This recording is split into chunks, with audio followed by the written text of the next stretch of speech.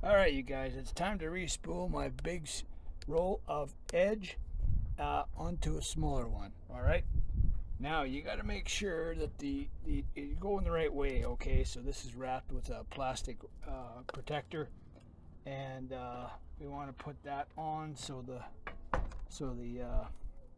string is underneath. Okay, or if you want it on top you can, that doesn't matter, as long as they're both the same way. I elected to do this so I can sit on a pail and be comfortable. Alright, put your washers back on so it doesn't come off. Now in these smaller spools there's a hole, and you got to find the hole, and there's actually a little bit of a elastic strap around here that holds the string on so it doesn't unravel itself. Now we'll find a hole in here, and then we'll shove it in there. And all we do is hold this and turn this one. Okay, so it goes on all the way across. Okay, so you can see now you can put a pencil in here, or yeah, a pencil, something sharp anyway. Then you can go like this, right? But then you can roll it and you can get it on straight as you hold on to it down here. Okay,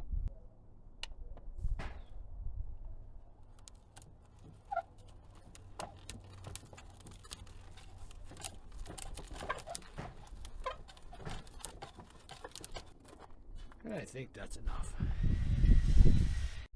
Okay, now when you cut this line, okay, to split the two spools, that'll help get it in this head easier, okay, because you're making a straight cut.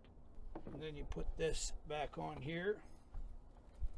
You get your empty spool, take this off, and put this on here. And then you've got an end that you can put through your lid.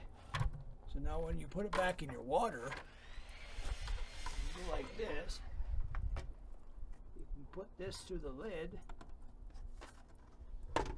After we put the spare spool back in, tie a knot.